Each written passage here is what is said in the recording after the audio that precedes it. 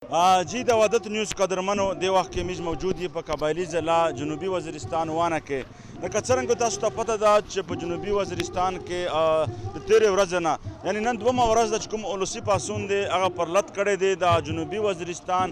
د وانه او اسماعیل خان مین شاعرۍ چې کومه ده هغه بنده کړې ده دلته د دوی د غوښتنې دي په سیمه کې چې په سیمه کې د امن او امان چې کوم دی هغه پر ځای شي نو په دې حوالې سره زموږ سره چې کوم دلته په دې اولسي پاڅون مرکزي چې کوم غړي دي هغه موجود دي ملک ګل محمد صاحب موجود دی. ګل محمد صاحب دا راته ووایه چې ستاسو ولسي پاڅون څومره په کامیابۍ سره روان دی او خلک تاسو چې کوم احتجاج دی پرلت تا ته په کوم نظر ګوري تر دې دمه حکومت تاسو ته څه ریسپانس درکړی دی؟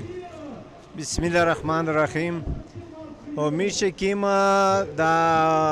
درنامه راونادو امید په دا نامخ کې درې میاشتې میش تحریري شکل کې ورکړی او هغه تر ډیسي وه غوښتنه مطالبې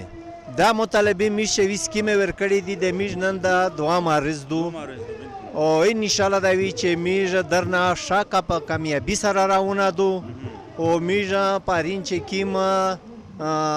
مذاکرات شوي دي او من دا انشاءالله دا وی چې دوی وماني که بیا دا کیمه غوښتنه نه کړې دي هغه چې کیم میژه په لیکل کې چې کیم ورکړی دي ا جوات دي ا ار چاته جوات دي یعنی بنیادی چې کومه مسله مهمه مطالبات د امن او امان امن امان د پورا میژه امن غوړي نور خو بسم الله نه داسې کا دوکا هغه خو وی پکشه تونی دی پولیس دی شدی بادی کنه خو میژ دا یی چې میژ امن غوړي میژ حکومت دا سول کی میژ ریاست دا سول کی میژ آرمی دا سول کی چې مزید میژه څلوېښت کله د ریسې وخت نه روانسه په دا ډرون دغه په میژ باندې بمبارۍ دا وشوې مزید میژ دا ریاست ته هم دا آرمي ته هم میژ دا سول کی چې مزید میژ زیتی غړاند کو میژ ته دا خپل امن روکو میژو د دې ډېره مهرباني وي چې دا امن دی میژ ته روکو میژ نور زیاتی نه خبرې کی نه خوشي کیسې کی او میژ امن غوړي. تاسو د مالک صاحب خبره اوریدلې چې مونږ جایزه غوښتنه ده د عیني غوښتنه مو دا چې په سیمه کې امن او امان چې کوم دی پر ځای شي لکه څرنګه د تېرو څو میاشتې راستې په خیبر پښتونخوا کې د ناامنۍ چې کومه پیښې دي هغه هم سیوا شوي دي نو په دې لړ کې د جنوبي وزیرستان سیمه چې کومه ده په دې کې هم ورځ تر بله په سیمه کې هم داسې واردات داسې واقعیات کېږي چې هغه د سیمې خلک چې کوم دي په دې باندې اندېښمن دي یعنې پریشانۍ اظهار کړی دی. په دې حوالې سره زموږ سره چې کوم د کونسلر اتحاد چې کوم چیرمن دی صاحب خان هغه موجود دی. صاحب خان دا راته ووایه ستاسو چې کومې غوښتنې دي هغه څه دي او ستاسو د پرلت نن دومه ورځ ده د کومې سیمې نه خلک په دې پرلت کې ګډون کړی دی او کوم سیاسي ګوندونه دي هغې کوم مشران راغلي دي تاسو ته؟ مننه. په اول خو زه د وحدت نیوز شکریه ادا کوم ځکه چې تقریبا 3 میاشتې نه چې میژ کې سټرګل راون کړی دی په دا کې د میژ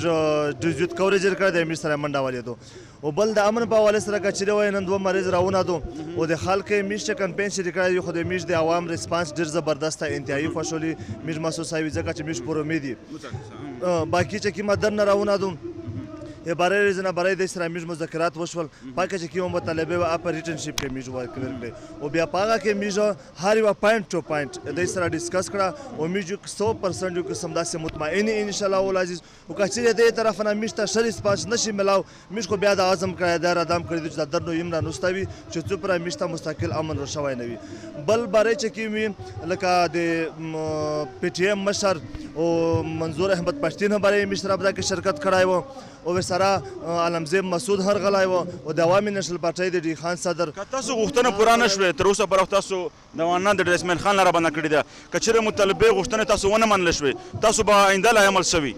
میژ د کنفرم فیصله کړې ده چې که چېرې میژ مطالبې حل نه شوې بیا میژ چې هر ځای کې کله راغځای اعظم ورڅخه انګوره ډا بارډر او چې چېرته دی کلي دی د کلي مخې نه هم میژ وربند کوي او مکمل او پیجام ارتالي په هر ځای کې میژ خلک نوست تاسو د ګل محمد صاحب ورسره د صاحب خان خبرې واورېدلې دوی د وایي چې زموږ مذاکرات چې کوم دي هغه دوام لري روان دي موږ لاس پوینټ ایجنډا چې کومه ده هغه حکومت ته پیش کړې ده او تر دې دمه دوی د وایي چې زموږ مطالب چې کوم مذاکرات روان دي تر دې دمه کامیاب شوي نه دي هغې سره سره دوی د وایي چې زموږ چې کوم ولسي پاڅون پر لته هغه به روان وي تر دې دمه زموږ چې کوم د وانا ډر اسماعیل خان مین شاعره دا هم بند کړې ده که چېرته زموږ ته رسپانس موږ ته حکومتي طرف نه چې کوم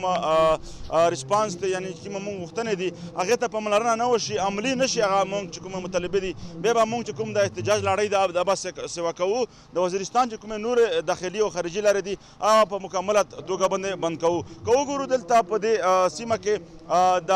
تېرې څو میاشتې راسې دلته کې لکه دوی د چې کومې د تورې شیشې چې کوم